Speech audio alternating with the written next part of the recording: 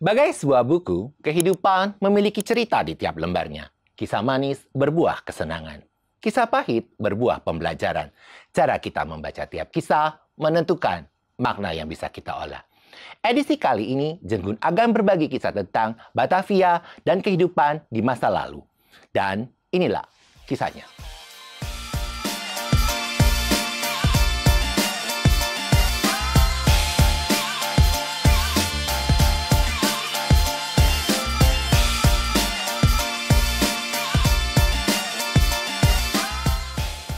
Hai teman Jenggun, kali ini saya kedatangan tamu istimewa. Ini bukunya saya baca, bikin saya pusing. Karena persoalan ini, persoalan lama banget untuk Jakarta. Jadi, dalam rangka ulang tahun ke-468 Jakarta, saya hadirkan Mas Bondan Kanumoyoso. Selamat datang. Iya. Terima kasih ya, sudah hadir di Jenggun. Iya, siap. Mas, ini kan aku baca nih bukunya Mas Bondan. Iya. Sejujurnya nggak selesai. Iya. Karena berat banget. Iya. Nah, sebelum kita ngobrol lebih lanjut, aku pengen tanya, apa yang mendasari Mas Bondan untuk bikin ini? Iya. Jadi memang buku ini pertama-tama adalah sebuah concern ya kepada Kota Jakarta. Karena selama ini permasalahan Kota Jakarta itu selalu dicarikan jawabannya ke dalam hal-hal yang kontemporer yang sedang dihadapi oleh masyarakat. Nah, saya ingin melihat sebagai seorang yang belajar sejarah dari perspektif sejarah. Maka saya coba tarik permasalahan ini ke masa awal berdirinya Kota Jakarta yang dulu namanya Batavia. Dan saya ingin melihat apakah problematika yang kita hadapi saat ini itu sebetulnya berakar di masa itu. Dan kemudian dengan berdasarkan permasalahan itulah saya menelusuri sejarah Jakarta. Dan kemudian saya temukan banyak hal yang saya tuangkan di dalam buku ini. Dan itulah kira-kira kenapa kemudian concern saya justru menarik permasalahan-permasalahan yang ada sekarang kembali ke masa lalu sekitar 300 tahun lebih yang lalu. Nah, persoalan terbesar apa yang sebenarnya Mas Bondan ketemui dalam waktu penelusuran itu? Iya, saya kira problem utama tentu saja masalah sumber ya. Kalau di dalam riset itu, terutama sejarah, itu adalah dokumen-dokumen berupa arsip dan segala macam. Karena sejarah itu harus ditulis berdasarkan data-data yang berupa fakta-fakta yang terkandung di dalam arsip. Nah, karena itulah saya harus belajar tentang bahasa Belanda. Dan bahasa Belanda itu bahasa Belanda abad ke-17. Beda dengan bahasa abad sekarang. Ya. Kalau sekarang kan, kalau sekarang semuanya kan ya mungkin dengan grammar yang modern lebih mudah ya. Betul. Tapi di masa itu belum ada standarisasi grammar. Jadi orang menulis dengan gaya yang lebih bebas gitu, nggak ada standarnya. Demikian juga dengan bahasa yang lain. Ini era di mana ketika itu belum ada standarisasi bahasa. Jadi karena itulah kemudian ya saya harus belajar khusus nih. Bahasa Belanda abad ke-17. Belum lagi tulisannya. Karena dokumen-dokumen VOC di abad 17-18 belum ditulis dengan tulisan huruf Latin yang modern. Tapi paleografi. Paleografi tulisan peninggalan dari abad pertengahan yang berukir-ukir indah, tapi sulit dibaca. Ya, jadi kita mesti belajar khusus tentang masalah itu, karena semua dokumen Belanda ketika itu ditulis oleh para juri tulis atau yang namanya clerk, itu dengan tulisan tangan paleografi dalam bahasa Belanda abad ke-17. Nah, inilah tantangan terbesar yang harus saya hadapi ketika itu untuk bisa mengetahui permasalahan apa yang ada di Kota Jakarta. Itu. Nah, terus ketika Mas Bondan belajarnya di mana tuh si paleografi itu? Iya, paleografi ini memang tulisan yang khas orang-orang Belanda dan Eropa ya. Jadi kebetulan saya mendapatkan semacam beasiswa untuk belajar tentang paleografi dan bahasa Belanda abad 17 untuk khusus untuk belajar tentang sejarah Batavia abad 17-18 ini. Jadi saya pergi ke Belanda, belajar di sana di Universitas Leiden dengan seorang yang memiliki keahlian paleografi dan juga kemampuan bahasa Belanda abad 17. Dan biasanya nih orang-orang ini justru punya latar belakang unik, bukan sejarawan, tapi mereka biasanya teolog.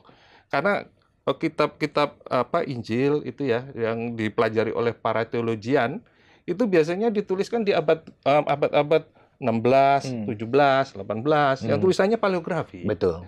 Jadi mereka punya kepakaran dalam hal itu. Jadi saya belajarlah kepada ahli-ahli yang semacam ini dan mereka yang kemudian mengajari bagaimana cara membaca ini. Itu belum selesai, baru cara membacanya saja. Tapi bagaimana maknanya? Nah, ini kan hal yang lain lagi. Belajar lagi kepada ahli linguistik yang memang punya kepakaran tentang bahasa Belanda abad 17. Jadi ini problem yang sebetulnya tidak simpel. Ini yang menjelaskan kenapa jarang orang masuk ke periode abad 17-18 gitu. No wonder ya saya baca juga pusing kepala ya. Ternyata dari risetnya sendiri pun juga Iya. sudah bikin sakit kepala. Nah Mas, Iya. setelah menemukan Iya. itu, terus berarti kan Mas Bondan harus mengulik arsip nih. Betul. Nah arsipnya itu dari Indonesia atau dari sana? Iya, ini arsip-arsip memang ketika itu yang bisa menulis ataupun meninggalkan dokumen, tentu saja kan lembaga-lembaga yang ukuran zamannya tuh modern lah gitu ya. Nah, ketika itu yang punya lembaga semacam itu ya orang-orang Belanda, yaitu VOC, Verenigde Oost-Indische Compagnie atau Maskapai Dagang Hindia Timur. Nah, mereka itu memang terbiasa untuk mencatat semua kegiatannya, termasuk ketika mereka mengelola kota Batavia. Jadi ada catatan-catatan yang dibuat, dan arsip-arsip itu semuanya dalam bahasa Belanda abad 17 tulisan paleografi meskipun dihasilkan di kota Batavia, karena yang menuliskannya kan orang Belanda.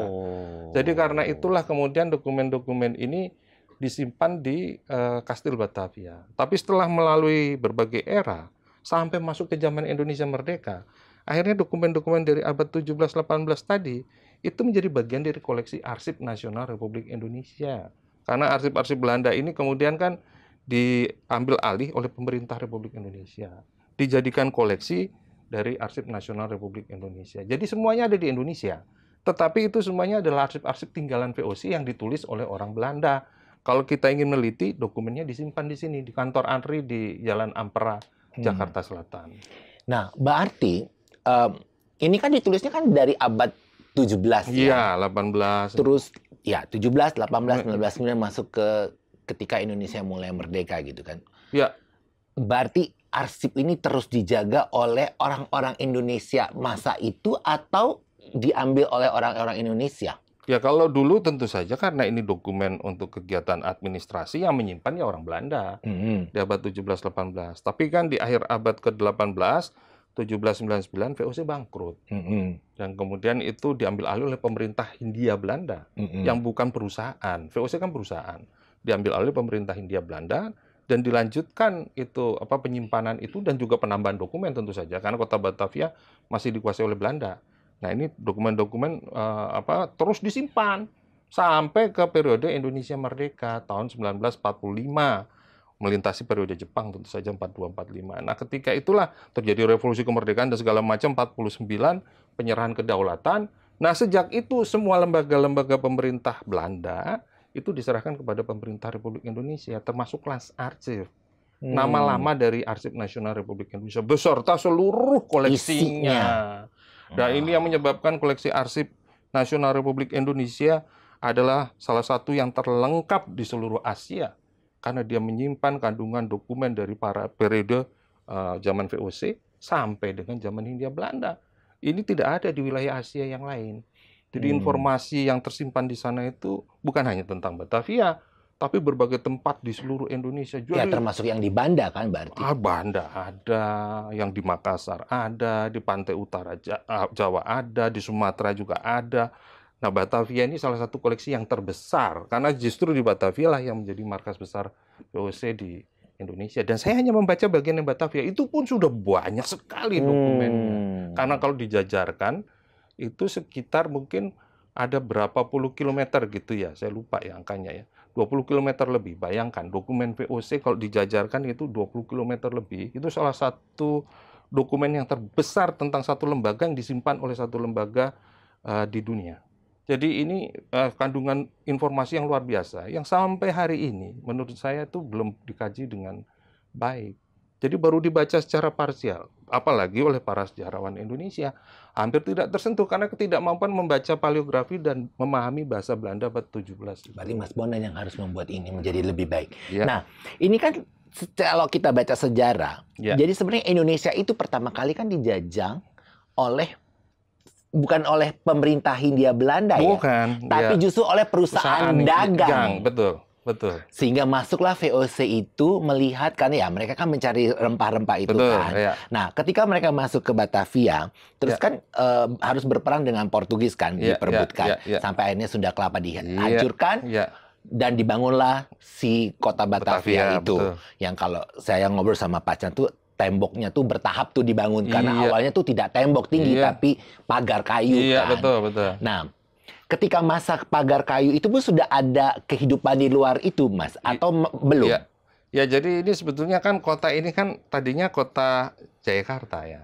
Kotanya orang Indonesia. Tapi kemudian VOC melihat bahwa ini sangat potensial dijadikan markas besar mereka. Jadi mereka mulai menanamkan kekuasaannya di wilayah ini. Tadinya sih cuma kastil. Lama-lama makin besar. Akhirnya timbul konflik sama Pangeran Jayakarta. Dan akhirnya konflik itu menjadi perang terbuka. Pangeran Jayakarta kemudian bisa diusir dari dari kota Jayakarta dan kotanya diratakan. Dan di atas kota itulah dibangun kota yang baru yang sama sekali tidak ada persamaannya dengan kota-kota lain di seluruh Nusantara ataupun Asia. Karena ini adalah tiruan dari kota Belanda yang dibangun di Asia, yaitu Batavia. Dengan seluruh konsep penataan tata ruang, morfologi, arsitektural, dan juga tata kota, dan juga bahkan administrasinya. Semuanya 100% Belanda. Nah, karena itulah kota ini kemudian memiliki karakteristik yang khas. Tapi itu kan kotanya. Kotanya yang tidak terlalu besar. Karena kemudian setelah tembok itu selesai dibangun, tahun 1630-an, setelah serangan 2 kali serangan Sultan Agung, itu membuat VOC sadar bahwa mereka harus bikin kota yang bertembok. Dan kemudian selesai tahun mungkin 1636 ya. Dan kemudian itu menjadi pusat dari aktivitas orang-orang Eropa. Tapi di luarnya, ya tentu saja itu tempat tinggal orang-orang Indonesia. Yaitu yang menjadi wilayah yang kemudian disebut sebagai Omelandan. Omelandan itu dari 2 kata ya. Ome itu sekitar, London itu daerah. Jadi Omelandan itu daerah sekitar. Sekitar apa? Sekitarnya Batavia. Oke, jadi sebenarnya kotanya sendiri itu adalah yang dibatasi dengan tembok. Iya. Di luar itu juga ada kehidupan. Ada. Tapi tetap dijaga oleh si VOC dong. Betul. Nah, pemisahan ini dipisahkan oleh VOC ini batasnya tegas banget nggak, Mas? Dalam kota, luar kota nih. Siapa yang boleh masuk ke dalam kota, siapa yang tidak gitu? Sangat tegas. Karena VOC membuat berbagai peraturan yang mereka muat di dalam sebuah semacam buku ketentuan yang namanya plakat book. Jadi dulu kalau VOC bikin peraturan tuh ditempel. Itu namanya plakat. Nah, karena mereka berkuasa sangat lama, dari sejak 1619, kan setiap tahun ada tuh peraturan-peraturan dikeluarkan terkait masalah perdagangan di kota Batavia, kependudukan, hubungan sosial, dan macam-macam. Itu semuanya akhirnya dihimpun menjadi semacam buku peraturan, namanya plakat book. Nah, itu ditetapkan di situ bahwa ketentuan-ketentuan yang berlaku di dalam kota Batavia ini adalah untuk menjaga stabilitas dan keamanan orang-orang Eropa. Karena mereka kebanyakan tinggal di dalam kota. Di luar tembok itu kan daerah yang tidak dijaga. Dan karena itulah maka karakteristik Eropa sangat terlihat di dalam tembok kota. Tapi yang di luar, ya ini masyarakat multi etnis. Berbagai macam suku bangsa yang datang ketika itu karena tertarik kota Batavia mulai berkembang sebagai pusat kehidupan ekonomi. Juga datanglah dari berbagai penjuru Nusantara. Dari Indonesia Timur, orang Bugis, orang Makassar, orang dari Nusa Tenggara Timur, macam-macam suku ada, semua datang dari Indonesia Barat, dari Jawa sendiri, orang Jawa, orang Bali, masuk semua. Dan semuanya itu kemudian bertempat tinggal di berbagai wilayah di sekitar tembok kota yang ada di luarnya. Karena di dalamnya isinya adalah orang-orang Eropa dan kelompok-kelompok etnis tertentu seperti orang Tionghoa dan orang Jawa, orang Bali, yang kebanyakan adalah sebagai slave atau budak. Tapi di luar, ini komunitas masyarakat yang multi etnis yang luar biasa, dinamikanya dan berbagai macam persoalannya. Nah, kehidupan ekonomi di dalam tembok dengan yang di luar tembok, itu sama nggak? Atau yang di dalam tembok, yang di dalam kota Batavia itu, mereka kehidupan ekonominya ditunjang oleh dari luar tembok, atau yang tadi Mas Bona sebut Omelandan, atau mereka bagaimana nih cara mereka mensurvivekan diri di era itu di dalam tembok? Iya, jadi kota ini kan tentu perlu suplai berbagai macam bahan makanan ataupun sumber daya manusia ya. Jadi kota Batavia itu seperti enclave sebetulnya, karena orang Belanda ini kan orang asing ya di sebuah tanah di Asia. Jadi mereka memerlukan pasokan macam-macam logistik dan sumber daya manusia untuk menghidupkan kota. Nah, itulah fungsi yang dijalankan oleh wilayah di luar tembok kota Batavia. Omelanden ini mensuplai bahan makanan, mensuplai berbagai komoditi untuk menghidupkan kota Batavia, termasuk untuk kegiatan perdagangan. Kalau rempah-rempah tentu saja VOC mencari dari wilayah Indonesia Timur. Cengkeh dan pala itu dari Kepulauan Maluku dan Banda. Kalau lada itu dari Lampung dan Banten. Nah, tetapi di wilayah sekitar Batavia ini tanahnya pun subur walaupun tidak untuk ditanami rempah-rempah ya. Tetapi kemudian mereka menemukan bahwa daerah ini cocok untuk ditanami oleh tebu, gitu ya. Karena ekologinya tuh berupa sungai-sungai yang saling bersilangan dan tanahnya yang gembur dan subur yang cocok ditanami tebu. Nah, itulah yang kemudian dilihat sebagai peluang ekonomi oleh VOC untuk menghidupkan daerah di luar tembok kota. Nah, ini yang kemudian menjadikan daerah ini daerah perkebunan tebu di abad 17 dan 18. Yang mungkin nggak kebayang nih bagi kita yang hidup sekarang ya. Sehingga hutan-hutan tropik yang tadinya mengepung kota Batavia atau Jakarta sebelumnya, itu perlahan-lahan hilang. Ada persawahan nggak, Mas? Itu Karena mereka sama-sama. juga butuh beras. Betul. Jadi karena konsentrasi penduduk yang besar ini tentu saja dia harus disupport oleh tanaman pangan ya. Nah, itu yang ditanam memang betul sawah. Nah, sawah ini ekologinya persis sama tebu.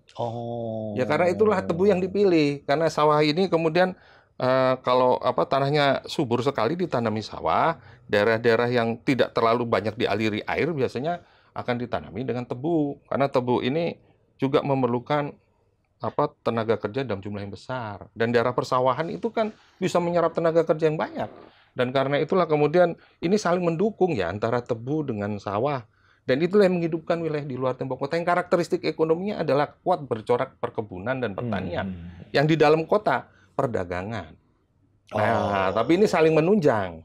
Jadi produksinya di luar tembok, betul, dibawa ke dalam tembok, iya, diolahlah di situ ekonominya. Iya, kemudian disebar kemana-mana. Jadi kalau boleh dikatakan Omelanden ini adalah perpanjangan tangan dari orang yang di dalam tembok. Betul, ya sebetulnya semacam mekanisme hubungan antara wilayah kota dan daerah pendukungnya atau kota dengan hinterlandnya. Jadi semua kota itu sebetulnya seperti itu. Bahkan kota Jakarta sekarang sebetulnya masih menjalankan fungsi seperti Batavia. Kalau kita lihat kan setiap hari itu di jalan tol Jor ataupun tol dalam kota banyak sekali kendaraan-kendaraan besar itu berupa truk ataupun kontainer mengangkut berbagai komoditi mensuplai kebutuhan masyarakat kota. Nah, ini sebetulnya mekanisme yang sudah lama berlangsung bahkan sejak masa VOC. Ya kota tanpa suplai bahan makanan memang dari mana kita dapat sayur, dapat beras, dapat ayam, itu semuanya kan nggak ada di dalam kota. Untuk penduduk yang memang tinggal di wilayah yang padat dan tidak ada daerah pertanian, tidak ada daerah perkebunan, nggak ada daerah peternakan. Tapi tiap hari kita bisa makan ya karena suplai yang dibawa masuk itu. Nah, mekanisme ini sudah tercipta bahkan ketika periode VOC di abad 17-18. Nah, tapi ini kan karena VOC itu punya keeksklusifitasan sendiri, karena mereka tidak mau digabung dengan penduduk di luar tembok, sehingga ini jadi kan akan membuat ada kesenjangan sosial nggak sih, Mas, dari penduduk yang di dalam kota sama yang di luar? Oh, sangat. Kota. Jadi di dalam kota itu corak Eropa kan kuat banget, bangunan dan juga berbagai macam fasilitasnya itu untuk menunjang kegiatan VOC dan orang-orang Eropa yang tinggal di dalam tembok. Jadi di dalam tembok itu diatur dengan kanal-kanal, jalan yang bagus, gedung-gedung dengan arsitektur Belanda dan taman-taman yang indah gitu ya. Sementara di luar tembok kota kan perkampungan dan perkebunan dan persawahan. Dan kemudian juga ada semacam kebijakan Belanda untuk memisah-misahkan antara penduduk satu dengan yang lainnya yang disebut dengan segregasi. Jadi kemudian didirikanlah kampung-kampung berdasarkan etnis.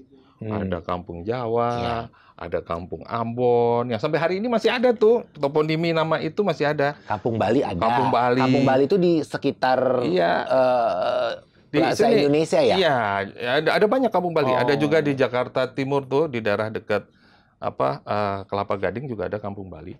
Jadi kampung berdasarkan etnis ini memang sengaja dibangun sebetulnya untuk menjaga keamanan wilayah di luar tembok kota. Mengingat dulu kan ada 2 serangan dari Mataram. Tapi itu hebat loh. Banten. Serangan itu tuh memang membuat VOC akhirnya takut banget loh. Iya, betul. Jadi mereka menjadi aware bahwa kota itu harus betul-betul mereka pertahankan ya dengan satu sistem keamanan yang bisa menjamin itu. Jadi secara secara administratif, Iya, kota ini benar-benar di bawah aturan dan hukum dari Belanda. betul. Jadi mereka membangun kota ini dengan sistem perkotaan yang ada di Belanda. Di kota itu ada Dewan Kota, namanya Schepenbank. Kemudian juga ada pengadilan, namanya Raad van Justitie. Ada lembaga yang mengurusi masalah harta warisan, namanya Boedelkamer. Ada lembaga yang mengurusi anak yatim, namanya Westkamer. Dan berbagai lembaga-lembaga lain yang sangat spesifik yang hanya ada di kota-kota di Eropa. Dan bahkan Batavia itu mengenal sensus. Sensus itu penghitungan penduduk, nggak pernah terjadi di seluruh Asia itu penduduk dihitung dengan cara yang sistematis. Itu hanya terjadi di Eropa. Jadi itulah ada satu kebajikan yang ditinggalkan adalah kita punya sensus. Sensus, jadi kita punya data yang lumayan spesifik, walaupun nggak akurat ya, karena sensus juga mungkin banyak angka-angka yang tidak tepat, tapi kan memberikan gambarannya. Berapa sih jumlah penduduk Jawa? Karena mereka sangat spesifik, dicatat berdasarkan etnisitas.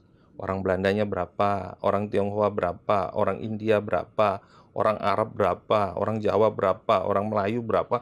Dan itu semua terekam sampai hari ini. Ya, dan di buku ini juga Mas Bonan masukkan bahwa jumlah penduduk, terus juga pencatatan jumlah perusahaan, Iya betul, toko semua kan ada. Nah, itu betul.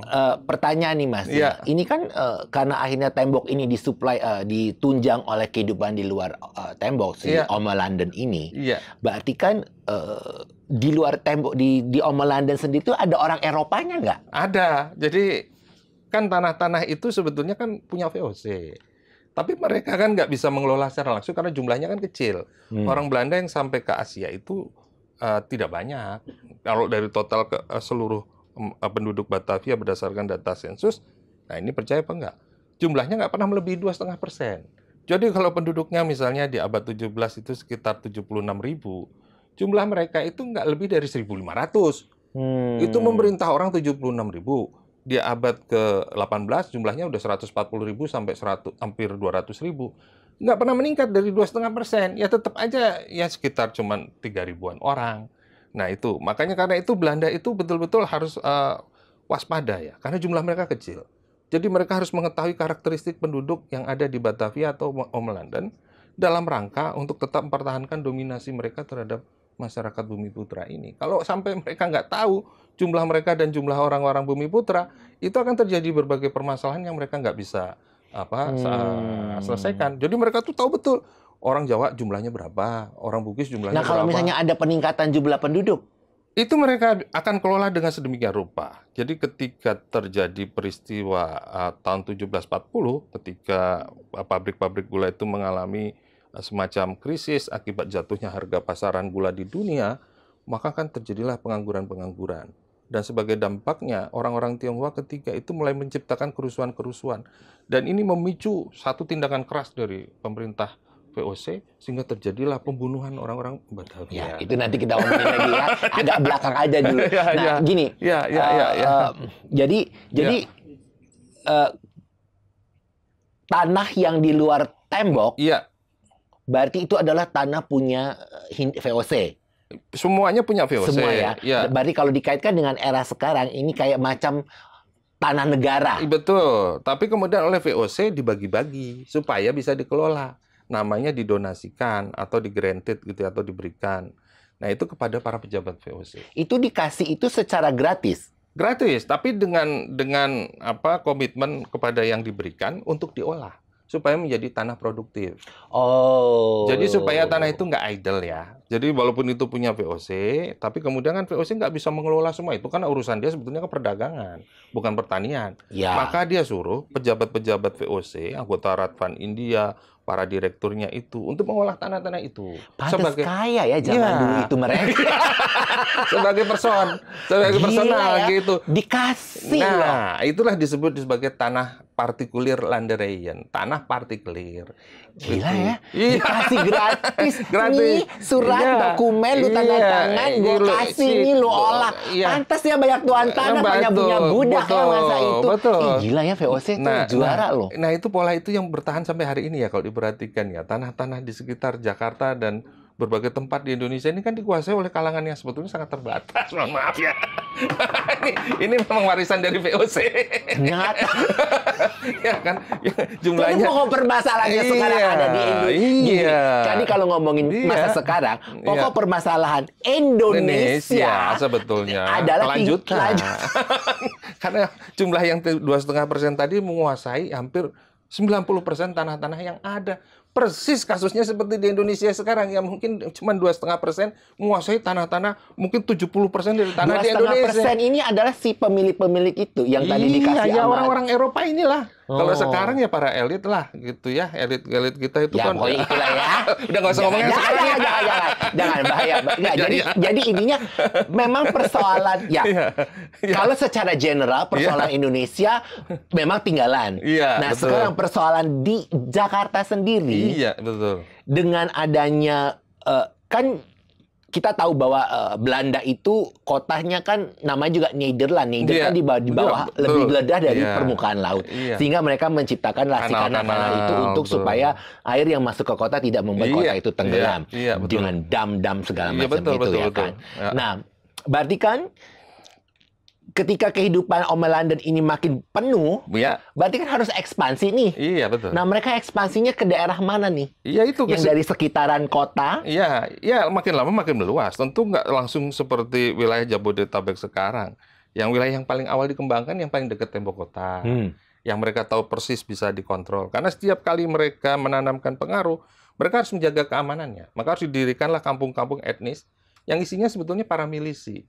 Nah, nanti kalau VOC perang, itu kampung Bali, orang Bali jadi milisi tentara VOC. Orang Bugis jadi milisi tentara VOC. Tapi kalau nggak perang, mereka ditaruh. Supaya Azas manfaat ya. jadi mereka tuh efisien sekali, nggak keluar duit, nggak keluar apa, dapat Pinter ya. komoditi dan Emang segala makanya macam. Ya, bener ya. Pinter gitu. Oh, lu gua kasih, lu Ntar lu taruh. kelola. Tapi ketika gua butuh, Lu lu harus ikut gue iya. nih ketika perang. Iya, dan lu nggak perlu gua gaji setiap saat. Hanya kalau perang aja gua gaji. Kalau sehari-hari ya lu garap tuh Iya. tanah. Kan dapat udah duit, gua dapat kasih. penghasilan dari Iya. situ juga kan si orang-orang Iya. masyarakat bawah ini Iya. kan. Dan tuh tanah itu hak guna ya. Oh. Karena yang punya tetap aja pejabat VOC. Tapi mereka boleh nanam sawah, boleh nanam berbagai perkebunan sayur mayur, boleh bikin. Tapi hidupnya miskin, Mas. Ya pas-pasan lah, namanya subsisten ya. Ekonominya kan dikuasai VOC, tapi mereka bisa hidup. Tuan tanah kaya yang ngelola ya seadanya aja Ya dari kayak hidup. sekarang lah seperti itulah. Jadi emang sekarang itu cerminan dulu. Balik lagi. Ini kita nyerempet terus balik ngomongin masa lalu tapi nyerempetnya ke sini. Nah, ya memang itu ada kaitannya. Jadi nggak bisa disalahin Nggak juga bisa, ya, kan? memang betul. Nah, Iya. jadi Iya. jadi geli nih ngomong. Nggak, bukan geli dari geli karena memang ternyata persoalan. Iya, itu persis. Jadi 490 tahun ini persoalan itu udah dari yang udah dirunut-runut. lama, iya, Dari buku betul. inilah yang dirunut. Betul. Ketawa karena Mas Bodan nih. Nah, Ya. nah, jadi situan tanah ini, Iya. kalau tadi kata Mas Bonan kan, pertama yang Iya. digarap adalah sekitar tembok. Iya. Berarti orang-orang di sekitar, kalau di luar tembok itu kan berarti kayak Pekojan. Iya, betul. Itu kan betul. di luar tembok kan, Heeh. Pekojan, Iya. Angke. Iya, betul. Iya, itu betul. Ancol, Pinangsia gitu. yang ya, betul. Kampung Cina itu ditaruhnya memang di situ. Iya. Tapi Cina kaya tuh ada nggak di dalam tembok sebenarnya? Di dalam tembok nggak? Oh, ada. Kapiten Cina tinggal di dalam tembok. Oh, aku pikir Kapiten Cina tuh di luar tembok. Enggak, di dalam tembok sampai tahun 1740. Terjadilah peristiwa itu sehingga Kapiten Cina Ni Hukong waktu itu rumahnya dibombardir. Dia tinggalnya di dalam tiang bendera. Itu dulu setiap kali Besar Barat ke sono ya? Iya, setiap kali waktunya untuk membayar pajak, karena yang dikenain pajak itu cuma orang-orang Tionghoa, itu dinaikkan bendera. Nah, itu yang kemudian menyebabkan jalan itu disebut Jalan Tiang Bendera. Di depan rumahnya Kapiten Cina. Dia menunggu bayaran pajak dari para warga. pemuka Cina. Jadi di antara para kapiten yang paling tinggi, tapi dia punya letnan, punya sersan gitu ya. Kayak jabatan-jabatan militer, tetapi kalau di komunitas Cina, mereka nggak dikenakan kewajiban untuk menjadi milisi karena mereka bayar pajak. Tapi kalau orang Bali, orang Bugis nggak kena pajak. Tapi kalau ada perang, mereka harus bantu VOC, maka itu ada pangkat-pangkat, ada Kapitan Bugis, ada Kapitan Melayu. Tapi mereka tentara betulan kalau yang ini, kalau yang orang Tionghoa atau orang Cina enggak, mereka hanya bayar pajak. Pantes ya dari zaman sampai sekarang juga tetap aja yang etnis Tionghoa itu dianggap gitu ya kan. Emang akar berbahasa tetap balik lagi si VOC. Iya, betul. Memang awal mulanya dari situ. Jadi ini yang dipakai oleh orang-orang Belanda untuk berhubungan dengan orang Bumiputra dalam kegiatan ekonomi. Orang Cina menempati posisi khusus di Batavia. Dia menjadi middleman, perantara. Ya. Maka tidak dikenakan kewajiban-kewajiban militer seperti orang-orang Bumiputra. Tapi kaya. Iya. Yang bawa Bumiputra. Boleh enggak, tapi kalau ada terjadi sesuatu mereka dijadikan bemper. Iya. Makanya yang jahat bukan orang Belandanya, tapi kayaknya orang Tionghoanya. Makanya jadi sampai sekarang udah tertanam nih. Karena si VOC itu membuat itu. Betul. Terus nih ke anak cucu sampai generasi-generasi kan oh Cina loh gitu. Itu. Padahal sebenarnya itu karena yang membuat adalah si VOC. Ya, orang Belanda lah izinnya kan VOC. Si perusahaan dagang ini yang membuat strata ini, kelas-kelas sosial tanpa kita sadari akhirnya beranak pinak tertanamlah di kepala. Padahal sebenarnya harusnya kalau berpikir secara rasional ya kan nggak harus begitu juga. Nggak harus kita benci. Karena kan memang sudah karena nenek moyang gue memang udah begitu nasibnya. Iya, kalau kita melihat misalnya di Singkawang, nggak seperti itu sistem sosialnya. Kalau kita melihat misalnya di berbagai tempat kayak di Tangerang, misalnya di masyarakat Benteng, nggak seperti itu. Tapi di kota Batavia, seperti itu. Dan itu jadi model untuk seluruh hubungan kolonial yang dikembangkan oleh Belanda di berbagai tempat yang lain, sehingga diwariskan sampai ke periode Indonesia Merdeka. Para pejabat itu selalu punya hubungan istimewa dengan para pengusaha-pengusaha Tionghoa. Persis kayak VOC. Makanya buku ini menceritakan sesuatu yang nggak asing. Makanya waktu tadi dibaca oleh Mas Gun, itu kok terasa kayaknya kok nggak asing lagi ya problem-problemnya. Betul. Makanya ketika aku baca mulai dari kata pengantar Mas Bondan. Iya. Kok gitu. Jadi setiap baca tuh gini. Kok balik nih masuk dari pengantar masuk bab 1. Iya. Hah? Wow, benar. Jadi benar-benar jadi akhirnya aku tahu bahwa emang persoalan Jakarta dan Indonesia secara umum emang dari gara-gara si VOC. Ferenegi Odese itu. Betul Mas Gun. Betul. Ya ampun, segitunya ya. Mereka karena ya itu tadi karena mereka pinter sebenarnya. Karena mereka tahu Indonesia Nusantara pada masa itu ya kan belum ada kata Indonesia kan belum ada. Nusantara pada masa itu kan sehingga mereka menyebutnya Hindia Timur. Penuh dengan kekayaan alam. Betul. Sementara orang kita, orang lokalnya si penduduk pribumi ini, si Bumiputra Nusantara ini, nggak mengerti cara mengolahnya. Tahu cara mengolah itu dengan sistem trade-nya, tapi masih trade terbatas. Betul. Si Seraka ini. Tahu dia cara. Ini nilai gue nih, nilai duit gue nih. Betul. Itu betul sekali. Sehingga jadilah itu dia bikin begini, dia bikin strata sosial, dia bagi-bagi level atas kaum Eropa. Iya betul. Level middle-nya si Tionghoa ada itu. orang Arab, orang India. Yang kaya kan. Ya, maksudnya level middle itu kan ada bukan hanya Tionghoa kan. Ada India, ada Arab yang kaya kan. Iya, tapi yang sering disalah-salahkan kan orang Tionghoa. Orang Arab sama orang India kan nggak terlalu. Ya karena mungkin yang paling banyak berperan orang Tionghoa. Memang, itu betul. Makanya di sekitar Pinang Sia itu kan memang pemukiman. Nah, kemudian si pribumi ini yang si kaum orang Bugis, orang Madura, orang mana-mana. Jawa apa manapun. Ya udah kelas lu tuh di situ. Lu tuh kecuali pribumi kaya yang bisa masuk ke dalam middleman, kayak middle level Iya, kan. betul. Nah, tapi kan si pribumi yang masuk ke middle level ini kan tidak dilihat oleh si kelas bawah sebagai yang jahat. Padahal jahat juga sebenarnya. Iya, dan jumlah kan nggak banyak. Karena yang paling banyak tetap si imigran ini yang si imigran yang didatangkan sampai sekarang juga problemnya ya kan? Iya. Ya problem era modern ini kan sama mirip-mirip disebut kesono juga. Iya. Dan kalau terjadi sesuatu selalu kambing hitamnya yang golongan menengah ini kan terjadi berkali-kali di Indonesia. Itu sejak tahun 1740 model utamanya. Ketika itu terjadi ke yang geger pacinan itu yang dijadikan kambing hitam kan orang-orang Tionghoa. Dan Karena itu ketakutannya VOC Nah kan. iya, kalau enggak kan mereka yang langsung dihajar oleh penduduk Bumiputra. Tapi kemudian ini yang dikorbankan gitu ya. Setiap kali, terus kemudian jadi pola di Indonesia Merdeka. Kalau terjadi sesuatu, itu yang dikorbankan. Ya udahlah ya. Tapi Iya. ini menarik nih sebenarnya. Jadi Iya. kehidupan di luar tembok ini sebenarnya lebih menarik pada yang di dalam tembok. Oh iya betul. Karena yang di dalam tembok kan terregulasi dengan ketat ya oleh aturan-aturan yang dimuat di plakat VOC tadi. Yang di luar tembok ini sebetulnya nggak terawasi dengan baik karena jumlah aparat VOC sangat terbatas. Jadi dia hanya punya beberapa orang sebagai pengawas yang disebut sebagai scout, dan kemudian scout ini punya anak buah yang namanya Balio. Nah itu cuma ada satu scout membawahi 2 Balio. Dan kemudian staf-staf mereka itu adalah para kapitan Bumiputra. Sehingga bisa dibayangkan, mereka itu membayangkan mereka bisa mengontrol wilayah di luar tembok kota. Tapi itu hanya ilusi.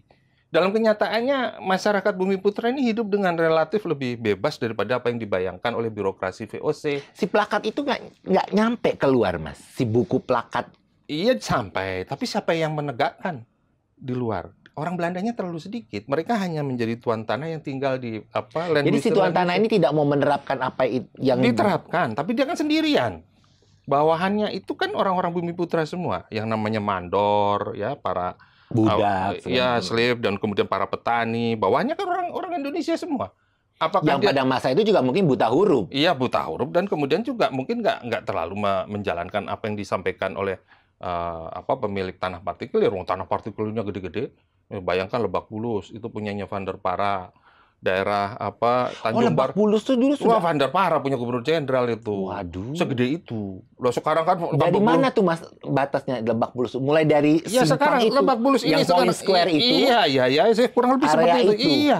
Depok tuh dulu punya Castellane. Tapi jauh ya perjalanan dia kalau mau ke Batavia ya. Ya jauh. Tapi waktu itu tentu saja dia punya rumah yang indah di situ. Jadi worth it lah, jalan jauh tapi kemudian punya land huizen. Dulu kan ada banyak rumah peristirahatan yang bagus-bagus di tanah-tanah partikelir itu. Yang punyanya para tuan tanah nih. Sama kayak yang di Jalan Gajah Mada kan yang jadi Iya, itu rumahnya Gubernur Jenderal. Gubernur kan? Jenderal Iya, Itu Gubernur gede Jenderal. banget loh rumah itu. Iya. Dan iya. ruangan belakang yang buat slave itu kan juga. Oh iya, ya itu salah satu model rumah tanah partikelir yang ada di seluruh. Nah, yang di Jalan Gajah Mada itu tuh dia usahanya apa sih Gubernur Jenderal itu? Ya gula macam-macam. Ya seperti Ditanamnya di situ atau dia punya tanah partikelir lagi, lebih Oh, punya lagi. Jadi banyak juga yang dikasih tanah. Iya, tanahnya nggak cuma rumah yang satu. tanah partikelir Iya, itu nggak cuma satu. Iya. Terus lu juga dikasih lagi dari di luar yang Ya contohnya Castellane, dia punya di Srengseng, dia punya di dekat sini Pasar Baru, terus dia juga punya di Depok. Gede-gede. Castellane, Cornelis Castellane, itu orang yang mendirikan Depok. Kota Depok itu dulu semua tanahnya dia. jadi orang Depok. Tapi nggak usah begitu. Sekarang juga banyak orang Indonesia yang punya tanah segede Depok. Speedless. walaupun nggak di London, di Kalimantan, di Papua. Jadi itu nggak hal yang istimewa sebetulnya. Sampai hari ini juga terjadi. Jadi bener-bener buku ini.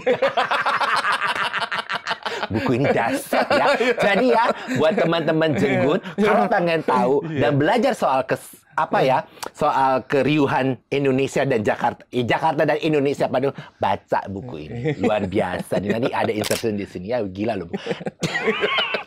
Gila loh. Gila ya. Maksudnya speedless, aku jadi speedless. Benar-benar speedless. Jadi penguasaan tanah. Oh, itu luar biasa. Emang sudah. Iya, karena memang. Tapi waktu mereka di Batavia, si tuan tanah yang Gubernur Jenderal ini dapat nggak tanah di daerah di luar Pulau Jawa? Enggak, karena itu kan di luar kendali mereka. Jadi yang mereka kuasai betul-betul dan mereka hanya kontrol ketika itu kan bertahap ya. Yang wilayah yang pertama tentu saja di Batavia dan di Kepulauan Maluku ya, yang mereka kuasai langsung. Yang kemudian itu ya wilayah Omelandan. Yang kemudian secara bertahap mereka menguasai pantai utara Jawa gitu ya. Pelan-pelan. Tapi ini kan penguasaan terhadap pantai utara Jawa itu adalah berdasarkan kontrak dengan penguasa lokal. Beda dengan Omelanden yang ketika itu sebetulnya adalah tinggalan dari kerajaan Jayakarta yang merupakan vassal dari Banten gitu ya. Sehingga ini bisa dikuasai penuh. Lah yang ini kan ada bupatinya. Walaupun dikatakan tunduk pada VOC tapi itu tanahnya ya tanahnya bupati. Jadi mereka bekerja samalah dengan para bupati-bupati Iya, ini. tidak bisa bagi-bagi tanahnya. Jadi tanah partikelir hanya ada di sekitar Batavia, di wilayah Omelanden, di seluruh Indonesia. Nggak ada di tempat lain. Ada sedikit di Surabaya. Surabaya ada yang dikuasai VOC secara langsung. Tapi tempat lain nggak ada. Itu. Dan sistem tanah partikelir inilah yang menjadi model dari negara kolonial dan kemudian tanpa sadar menjadi semacam cetak biru dari negara Republik Indonesia. Disewakan hak guna tanah atau hak guna bangunan ya sekarang. Oh, ternyata ya Allah. Makanya kita kan nggak pernah bisa punya tanah yang besar-besar kan ada pemiliknya. Orang Indonesia itu jangan itu off the record, nanti pembahasan itu di luar sini aja. Bahaya kalau itu. Bisa nanti aku diserbu netizen lagi. Betul. Nah, tapi komoditi terbesar Omelanden itu adalah tebu. Tebu. Walaupun ini nggak ada padi. Padi ya diproduksi ya, tapi kan kebanyakan untuk konsumsi ya kalau padi ya. Karena aku baca kan Bekasi dan Kerawang itu adalah lumbung padinya. Ya, tetapi kebanyakan diserap untuk kepentingan konsumsi kota dan penduduk setempat ya. Ya diekspor, tapi kan nggak terlalu menguntungkan padi atau beras itu ya.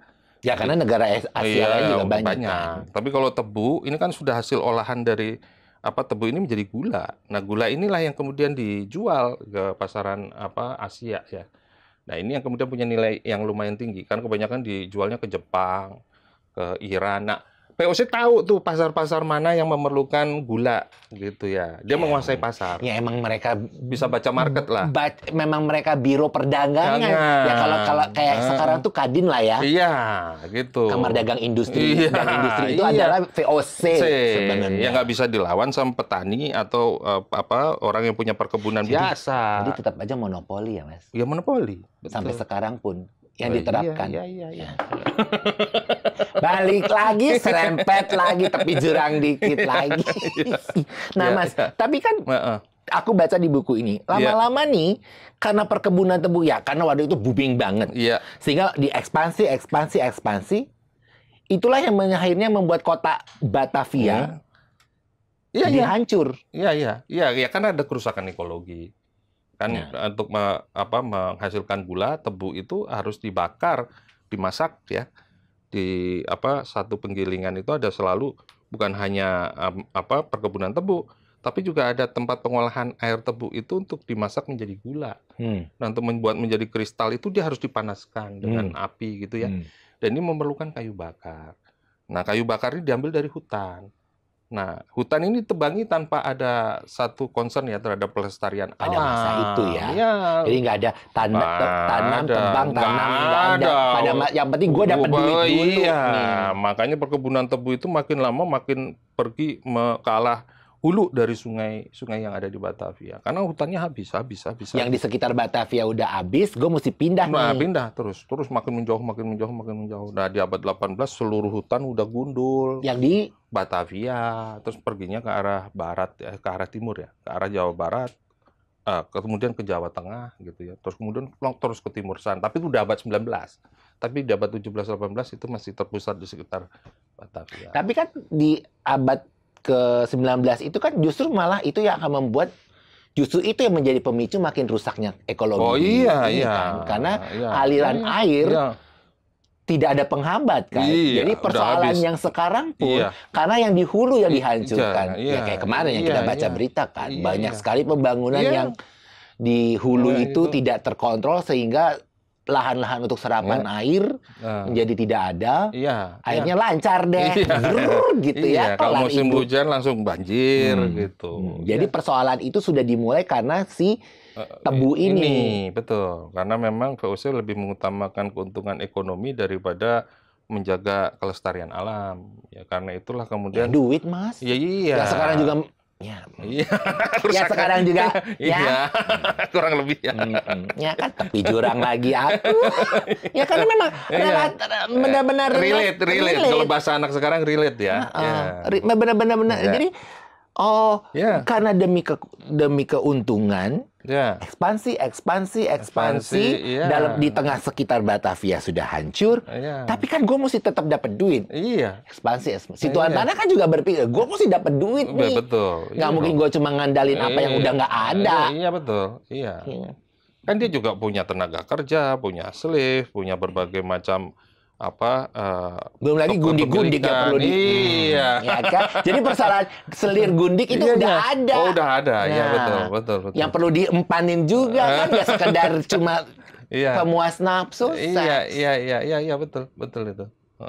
Kayak aku baca yang di karyanya Mas Iksaka Banu yang membaca, bukan yang membaca, yang Rasina. Rasina itu kan perbudakan di masa ini. Di periode itu kan menjelang VOC bangkrut. Iya. Dia tuh keturunannya adalah yang di Banda yang di genosid. Iya. Nah, ketika dia dibawa ke sini, kemudian kan, nah itu yang aku baca.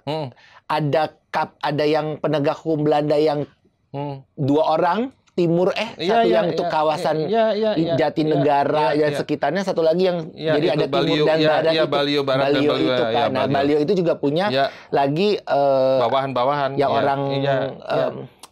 orang bukan Afrika ya, namanya itu ya itu iya lupa saya malah lupa namanya Opir bukan Opasar Opas yang kayak membawa itu yang harus ngamanin itu juga namanya kan? cover cover ya. Apakah itu menjadi istilah kafir? Ya memang, karena mereka itu kan kebanyakan kan non-muslim ya, dibawa ke wilayah Batavia. Lah bukannya mereka itu orang Afrika? Ya, orang Afrika, kebanyakan non-muslim kan ya. Jadi ketika datang itu mereka belum beragama Islam lah gitu ya. Ya itu yang disebut oleh orang sini sebagai kafir ya. Kemudian orang Belanda dibahasakan sebagai cover. Ya mereka cuman karena pronunciation aja ya disebutnya jadi ya cover. Kita kan bahasa serapan semua dari sana kan. Kalau dalam bahasa Belanda sih sebetulnya opas itu pengawas, tapi lebih populer sebutan orang Indonesia karena yang lebih banyak berinteraksi kan kita. Nah, orang kita nyebut tuh kafir lah. Akhirnya orang Belanda nyatet namanya kita sebut aja cover gitu ya. Mas, ketika ekologi ini sudah rusak gitu ya pada masa itu. Kan tadi Mas Bondan bilang VOC tidak memikirkan ekologi. Iya. Nah, masyarakat sekitar juga tidak memikirkan itu. Wah, apalagi kan itu kan masyarakat itu ketika itu kebanyakan adalah para petani, para milisi ya, yang tentu saja dan mereka tidak tinggal di daerahnya ya. Jadi kearifan-kearifan lokal yang sebetulnya ada di masyarakatnya itu tidak terbawa di wilayah di mana mereka sekarang bermigrasi itu. Ini kan daerah yang buat mereka baru. Ya, sehingga kerusakan alam itu justru semakin dipicu oleh kedatangan para imigran-imigran yang baru ini yang tentu saja memerlukan pekerjaan ya. Nah, itu semakin menambahlah kerusakan-kerusakan alam yang terjadi gitu. Termasuk merusak si kanal-kanal itu. Kanal-kanal itu kan nggak hanya ada di dalam tembok kan, berarti di luar tembok juga ada, tetapi yang ekstensif memang jaringannya yang ada di dalam tembok kota. Kalau di luar tembok kota tentu untuk keperluan transportasi dan pengairan pertanian. Kalau di dalam tembok kota untuk pembagian kota dan berbagai fungsi-fungsi yang lain ya, karena memang untuk menjaga kota supaya nggak banjir dan segala macam itu mengandalkan kanal. Tapi sistem kanal kan tidak bisa mengatasi permasalahan seperti yang mereka terapkan di Belanda. Jadi tetap saja kanal itu tidak bisa mencegah terjadinya banjir, misalnya seperti itu. Dan di musim kemarau, air kan sangat turun debitnya, sehingga kanal-kanal itu akhirnya mengering, menciptakan sampah-sampah yang setengah basah di dalam kanal yang mengeluarkan bau yang sangat menyengat. Karena orang kan membuang segala sesuatu di kanal. Yang di dalam kota nih? Di luar juga. Apa aja kan dibuang. Dari sampah manusia, sampah organik, sampah karena memang pada masa itu belum mengenal sistem itu ya, sistem sanitasi yang baik ya. Jadi semua dibuang ke kanal. Dan kanal dipakai untuk macam-macam juga. Nah, itu menyebabkan kalau di musim kemarau dia membawa penyakit, di musim hujan dia membawa curah hujan yang tinggi yang menyebabkan banjir. Ini yang nggak pernah terbayangkan oleh VOC dan orang-orang Belanda bahwa sistem kanal berhasil di Eropa bukan berarti berhasil di daerah tropis. Oh. Karena beda. Apa mungkin karena di Eropa berhasil karena datarannya datar nih. Iya, karena Tidak berbukit-bukit. curah hujannya nggak ekstrim kayak di Indonesia, itu pertama. Dan kemudian kalau musim kemarau, mereka tidak seperti Indonesia juga kanal itu masih mengalirkan air. Nah, kalau kita di musim kemarau kan kering. Betul-betul kering. Apalagi Jakarta itu kayak mangkok, cekungan. Di tengah-tengahnya itu kayak melengkung gitu. Baru nanti di utaranya baru itu. Kalau secara jadi ini morfologi cekungan. Wilayah itu jadi memang Jakarta tuh yang di dalam cekungannya itu. Jadi yang pinggiran yang itu agak tinggi. Yang ini adalah sekitarnya. Jadi si Jabodetabek itu. Iya. Jadi kalau setiap kali musim hujan, air itu menggenang. Makanya bisa kita lihat sampai hari ini daerah-daerah tertentu di Jakarta kalau musim hujan ya sudah pasti tergenang mau diapapun ya. Atau karena kanalnya udah nggak ada. Kanal sih enggak juga, bukan karena kanal juga, tapi memang karena karakteristik geografisnya memang seperti itu. Sebetulnya kalau dia tidak begitu, itu air kan akan mencari jalan untuk bisa sampai ke laut melalui sungai misalnya. Cukup sungai dilebarkan. Tapi karena morfologinya memang berbentuk mangkuk, apapun yang terjadi ya dia ya nggak mangkuk betul-betul mangkuk, tapi berapa cekung gitu ya. Maka beberapa daerah di Jakarta itu langganan banjir. Kayak Kemang tuh. Iya, Kemang, ya seperti itu. Daerah mana? Kelapa Gading, itu kan memang langganan banjir. Apa karena itu rawa? Ya, rawa itu kan cekungan sebetulnya. Oh. Itu yang tidak diprediksi oleh Belanda, ya, bahwa kota Batavia itu sebetulnya berada di lokasi yang tidak seperti di Eropa sepenuhnya. Gitu. Menarik sih ya. Ya. Nah, ini di era sekarang nih, di era sekarang nih, apa yang bisa kita pelajari dari buku ini? Yang bisa diterapkan dari buku ini sehingga sekarang masih relevan? Ya, saya kira ya berbagai upaya untuk membuat kota itu sesuai dengan keinginan dari pihak pemerintah itu nggak bisa dijalankan sepenuhnya tanpa ada komunikasi yang baik dengan warga kota ya. Apa yang dilakukan oleh Belanda, berbagai upaya-upaya dia untuk mengatasi masalah yang terkait dengan banjir, yang terkait dengan hubungan antar kelompok masyarakat dan semuanya, itu kan dilakukan dengan cara mereka top down. Kebijakan itu diambil oleh para pimpinan. Yang Ratvan Indi itu tadi. Iya, para gubernur jenderal, ada namanya Hoge Rekering, itu gubernur jenderal dan Ratvan India, tanpa berkomunikasi dengan masyarakat biasa. Apalagi membuka saluran-saluran diskusi ataupun komunikasi dengan orang-orang yang ada di level terbawah.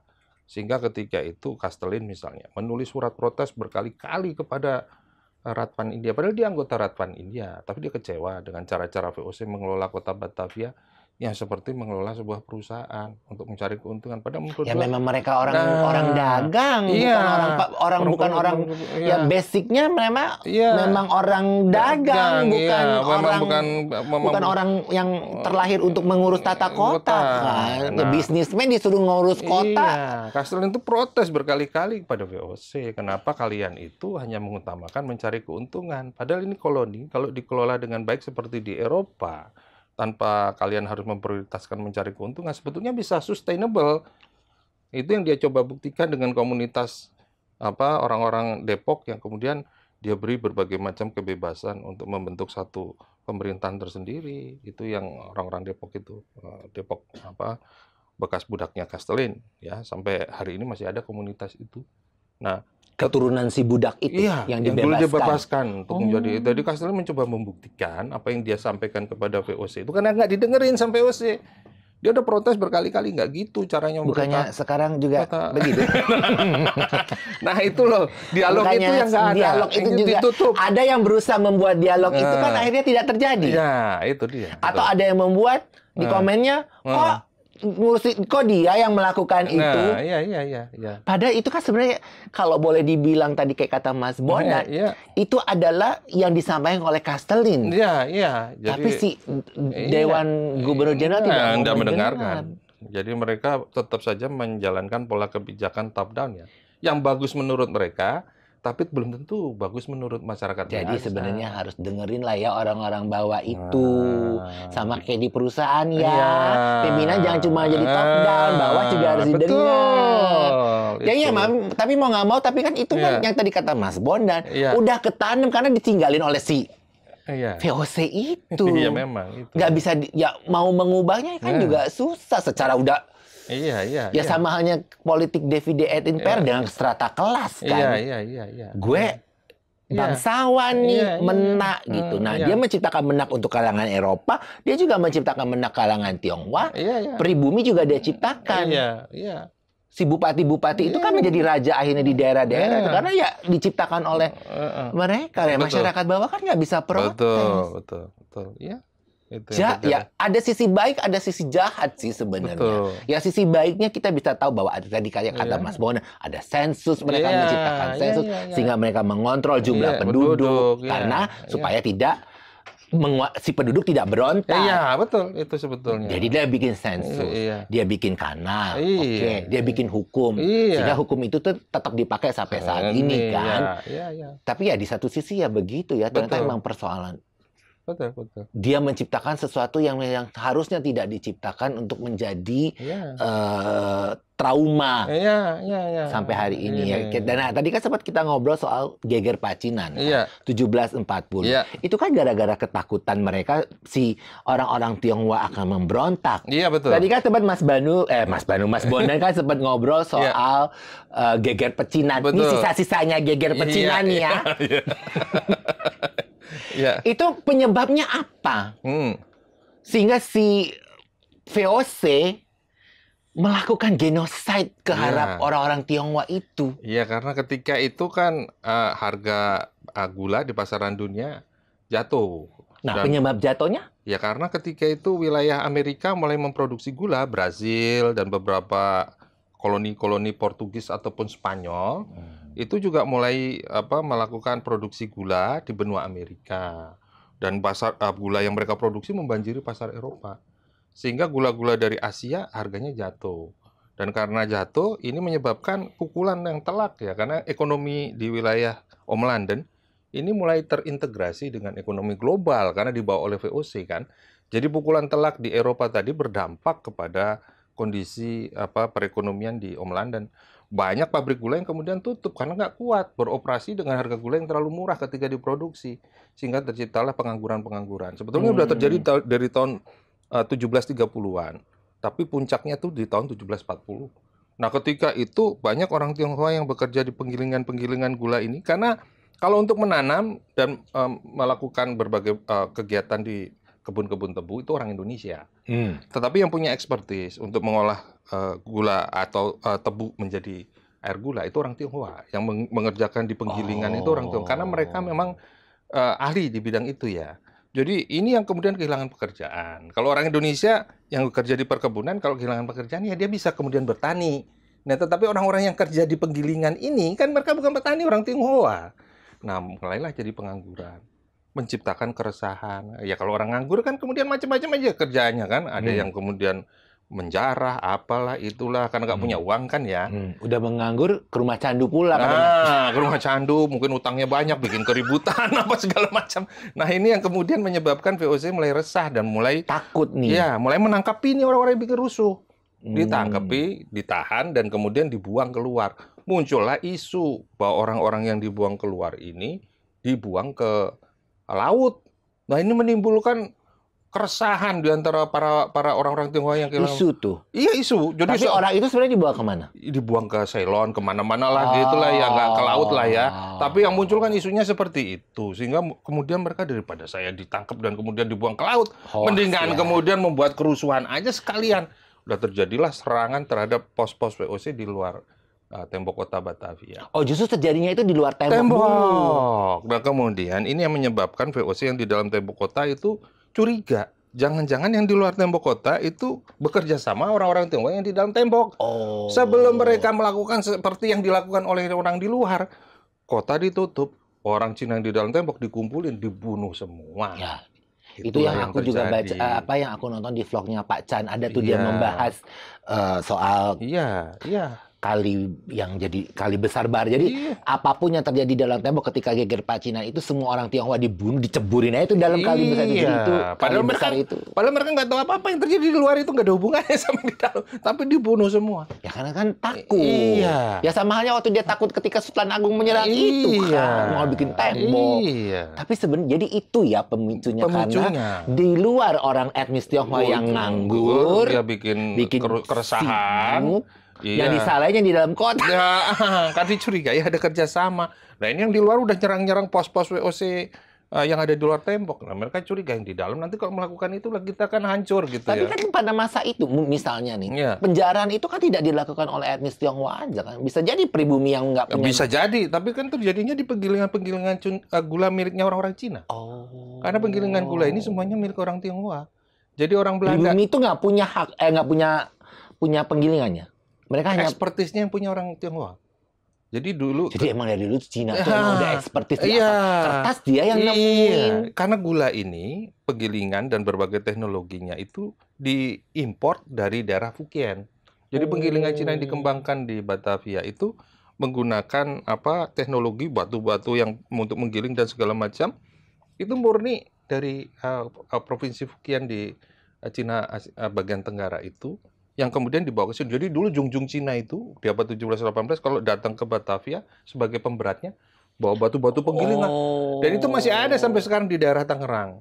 Batu-batu besar itu yang orang nggak tahu apa sebetulnya. Di mananya? Di daerah Benteng, di daerah orang-orang Cina Benteng itu masih ada di kawasan Pasar Lama. Iya, itu masih ada di pinggir-pinggir jalan gitu, di desa-desa, di kampung-kampung di situ. Orang ditaruh aja gitu. Iya, karena orang nggak tahu. Saya itu nggak kebayang dulu ngangkutnya pakai apa. Karena itu gede-gede dan berat.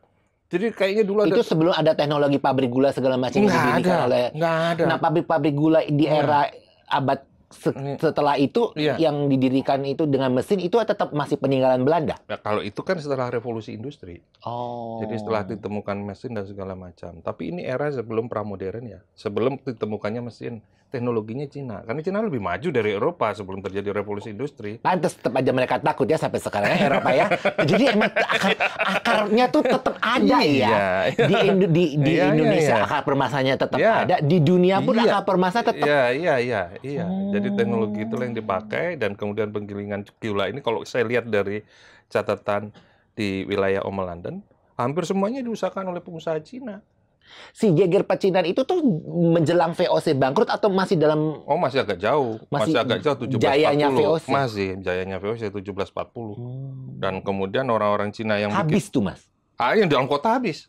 Yang di luar bersisa. Iya, yang di dalam tembok kota kemudian kabur ke pantai utara Jawa supaya nggak dibunuh oleh itu di Lasem dan sekitarnya itu. Lari terus ke timur gitu. Tuh, tadinya itu adalah orang-orang yang ada di wilayah Om London. Gitu. Tapi, nah, jadi yang di dalam tembok itu benar habis, nggak ada keturunan sama sekali. Ya mungkin ada ya. Yang bisa lari kali ya. Iya, tapi kebanyakan kan kemudian ya terbunuh gitu. Dan mereka itu sebetulnya takut sama pemerintah Kekaisaran Cina yang ketika itu sangat berkuasa di seluruh Asia Timur ya. Nah itu mereka itu sampai menulis surat untuk menjelaskan itu. Ternyata tapi Kaisar Cina bilang itu orang-orang yang sudah keluar dari Cina itu orang yang nggak patuh pada perintah kami. Jadi kalau kamu mau bunuh mau apakan terserah. Oh gitu juga. Iya. Jadi kami ini yang datang yang keturunan tidak diakui. Tidak.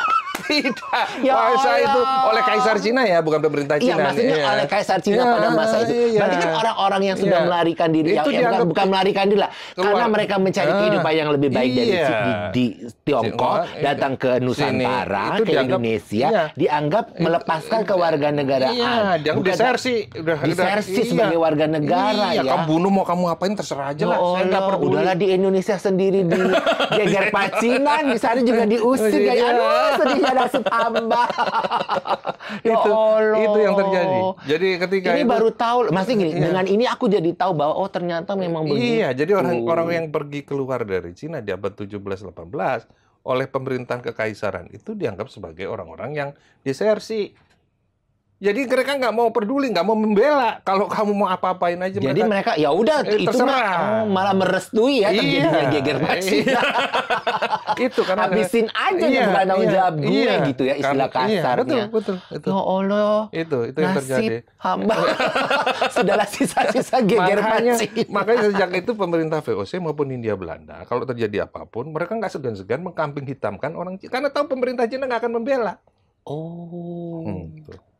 Nah, orang perlu tahu nih jadi nih bahwa apa yang terjadi masa sekarang ini adalah memang diciptakan, bukan karena terjadinya itu, bukan karena alamiah secara alamiah terjadi, tapi memang diciptakan. Kalau misalnya nih orang Indonesia di Malaysia kemudian mengalami perlakuan yang kan pemerintah Indonesia membela. Di Timur Tengah kan banyak TKI diperlakukan itu, satu orang aja kita membela. Kalau pemerintah Cina mohon maaf enggak. Seralu ya gitu ya Allah Mas. Mesano. Khususnya dapat 17-18 ya. Mungkin kalau sekarang iya ya. Tapi kalau kepada komunitas yang sudah menjadi warga setempat, saya kira sudah nggak peduli juga mereka. Iya, udah nggak peduli. Iya makanya. Kecuali yang masih pegang paspor ya. Iya makanya. Yang masih pegang paspor sana mah masih diakui. Ya kalau aku kan keturunannya kan udah jadi orang Indonesia. Udah nggak megang paspor sana. Iya udah jadi orang Indonesia. Dari leluhur-leluhurku yang ini. Tapi ketika itulah sikap pemerintah Cina. Gitu ya. Walaupun mereka sebetulnya kan baru aja meninggalkan Cina ya. Banyak yang imigran-imigran itu datang karena tertarik dengan adanya perkebunan kalau tebu. Dibaca di buku ini kan karena banyak masuk. VOC membutuhkan kestabilan dagang. Nah, teknologi-teknologi yang bisa diterapkan di London adalah yang memang orang dari imigran Cina Tionghoa itu. Iya, itu dia. Oh ya Allah. Nih Mas terakhir, apa yang bisa Mas Bondan sampaikan terkait Jakarta yang sekarang untuk kedepannya? Dikaitkan dengan London. Iya, saya kira kalau kita melihat dari perjalanan kota Batavia dulu ya, dari abad 17, 18, 19, 20 sampai 21, problem-problem lama itu masih ada. Jadi memang diperlukan satu solusi yang komprehensif ya untuk mengatasi masalah ini dengan memahami akar permasalahannya. Misalnya bahwa kerusakan ekologi itu ada hubungannya dengan berbagai pengerusakan dan berbagai pembangunan yang tidak terkontrol misalnya di daerah di luar kota ya, terutama di daerah hulu-hulu sungai itu. Ini harus diperhatikan. Kalau ini tidak diselesaikan, maka degradasi lingkungan yang terjadi di kota Batavia ini akan terus berlangsung. Kemudian juga masalah kependudukan. Selama ini kan pemerintah Indonesia banyak memberikan semacam, bukan pemerintah Indonesia, pemerintah kota Jakarta lah, banyak memberikan semacam himbauan kepada penduduk untuk jangan masuk ke kota Jakarta. Nah, tapi sebetulnya itu kan nggak bisa dicegah. Ya. Karena ke Jakarta ini kan memang seperti sama halnya ini. Seperti bagaikan gula ya, semut itu akan datang terus. Nah, untuk mencegah itu supaya tidak berlanjut, maka pemusatan ekonomi di Jakarta, seperti juga dulu yang dilakukan VOC di Batavia, itu harus dihentikan. Pembangunan itu harus merata ke seluruh Indonesia. Jangan cuma dipusatkan di Jakarta. Kan ini sudah dilakukan, tapi kan sudahlah. Iya, itu saya kira hal yang kedua. Hal yang ketiga tentu saja untuk mengambil kebijakan, ini harus dialogkan dengan masyarakat. Nggak bisa hanya satu arah ya, dari pimpinan atau top down, yang kemudian diimplementasikan, tanpa mendengarkan aspirasi masyarakat dan melihat kondisi konkret yang dihadapi oleh masyarakat setempat. Kalau ini terus dilakukan, maka problem yang ada di kota Jakarta nggak pernah terselesaikan secara tuntas. Karena aspirasi masyarakat itu nggak pernah menjadi bagian dari solusi dari pemecahan masalah. Nah, saya kira tiga hal itu, masalah lingkungan, masalah kependudukan, dan kebijakan publik itu yang harus diperhatikan untuk paling tidak mengatasi masalah-masalah mendasar yang dihadapi oleh kota Jakarta, termasuk transportasi, sampah, dan segala macam. Itu akarnya tiga hal tadi. Baik, terima kasih. Waktu juga yang harus membuat saya berhenti. Jadi demikian teman Jenggun, obrolan saya hari ini. Semoga satu lagi mungkin gini, buat calon-calon pemimpin bangsa, terutama pemimpin daerah nih yang akan ke depan nanti, kalau memang mau tahu persoalan Jakarta, Bacalah buku ini dan bertanyalah sama Mas Bondan sehingga Anda tahu dan dengarkan apa yang tadi disampaikan Mas Bondan 3 pilar itu sehingga Anda bisa menjadi pemimpin yang sukses. Dari saya, terima kasih dan selamat ulang tahun Jakarta.